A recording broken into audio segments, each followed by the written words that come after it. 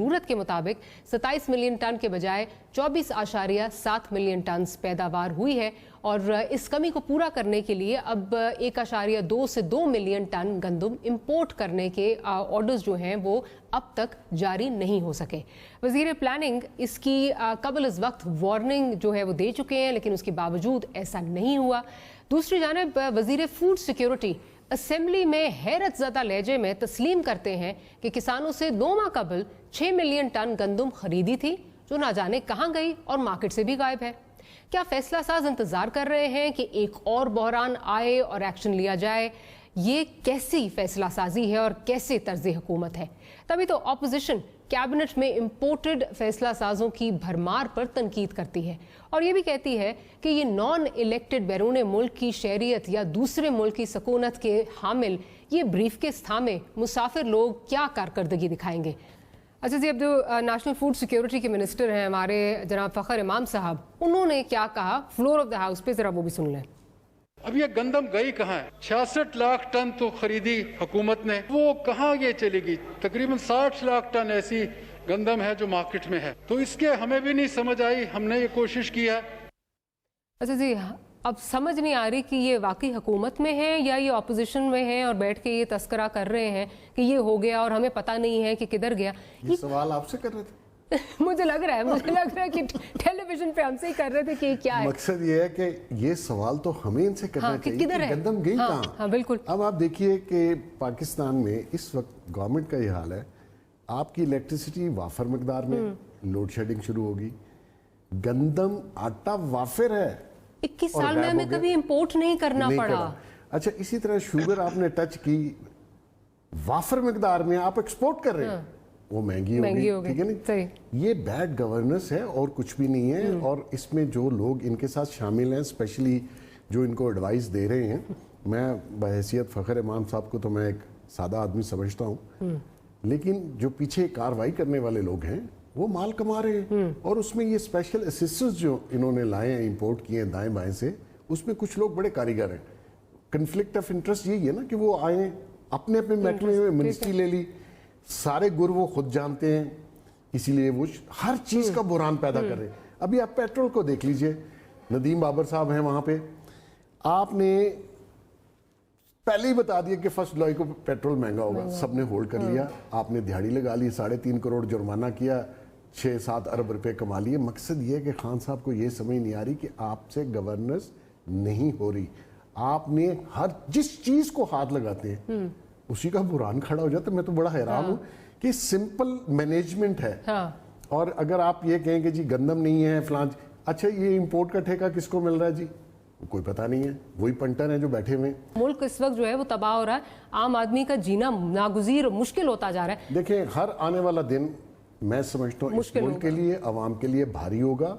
और फ्यूचर कोई देखे या ना देखे, ना देखना चाहे ना देखना चाहे, देखना चाहे, मैं समझता हूँ कि मुश्किल हालात होंगे। ठीक है। और जो लिविंग कंडीशन है एक आम आदमी के लिए वो खत्म होती जाएंगी। मैं जरा सना की तरफ चलती हूँ। सना, लगता है कॉमेडी ऑफ एरर्स है, समझ नहीं आ रही। वजीर साहब फ्लोर ऑफ द हाउस पे खड़े होकर कह रहे हैं कि जी कहाँ चली गई पता नहीं है। अब आप वजीर हैं, हुकूमत आपकी है और आप सवाल फ्लोर ऑफ द हाउस पे कर रहे हैं जैसे आप शायद ऑपोजिशन है। ये वाकई इतने लाइल्म है या इनकी ये क्रिमिनल नेग्लिजेंस है, या आप समझती हैं कि ये सोची समझी साजिश है और उसका फायदा आसपास हुकूमत में बैठे वो जो सो कॉल्ड आजकल माफिया का लफ्ज इस्तेमाल होता है वो उठा रहा है? देखिए मारिया, बहुत सिंपल सी बात है ये। दिस इज अ क्राइसिस जो उन्होंने अपने ऊपर खुद ब्रिंग अप किया है because of the fact that they are incompetent. इनको अंदाजा नहीं है, इनको फायर फाइटिंग नहीं आती, इनको तरीकाकार नहीं आते, इनको हुकूमत चलानी नहीं आती। मतलब शहबाज शरीफ साहब की लाख बुराइयां आप कर लें, उनके सवारी सूट से लेके उनके बड़े बूट तक, लेकिन he had a system in place for beat. और आप ये चीजें ड्राइवरों, लॉरी वालों, उनके ऊपर नहीं छोड़ सकते। ये एक सोची समझी चीज होती है जिसके अंदर सरकार को मदाखलत करनी पड़ती है। प्रोग्राम के तवज्जुह से बस गुजारिश ही करूंगी कि खान साहब प्लीज इसका नोटिस मत लीजिएगा, क्योंकि उन्होंने बिजली का नोटिस लिया, वहाँ IPPs ने मेला लूट लिया। उन्होंने चीनी के ऊपर नोटिस लिया, नजरे करम उन्होंने डाली चीनी पे, वहां पे शुगर मिल से पैसे बना लिए। उन्होंने गंदम का मामला उठाया, वहां पे गंदम वालों ने तिजोरियां उठा ली हैं। तो इसलिए ये नोटिस लेते रहेंगे और अवाम भुगतते रहते रहेंगे। इसलिए प्लीज मेहरबानी करके वजीर आजम साहब नोटिस ना लीजिएगा, नोटिस ना लीजिएगा, नोटिस ना लें।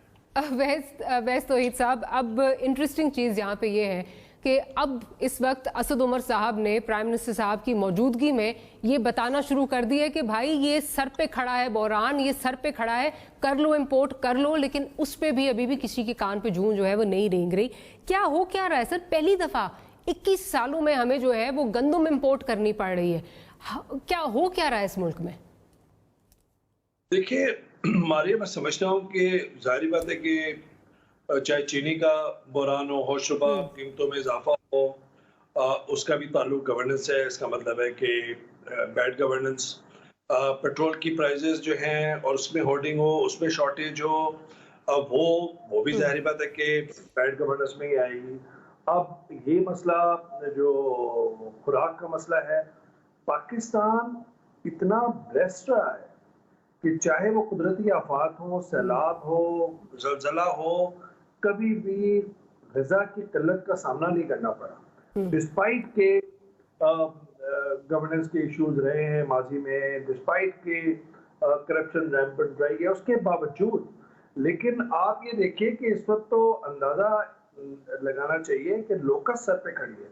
टिड्डी दिल अगर जो है वो हमला करती है, जो पहले कर चुकी है, और जिस तरह का खतरात हैं, तो पूरी की पूरी जो क्रॉप्स हैं वो वाइप आउट हो जाएंगी। ये तो अभी सिर्फ होर्डिंग की बात कर रहे हैं इस गले की और गंदम की, वो तो फिर सारी क्रॉप खत्म हो जाएंगी। उसका तो अजाला कोई कर ही नहीं सकता। कहाँ से अजाला करेंगे? इसका मतलब यह है कि देखिए, एक मुझे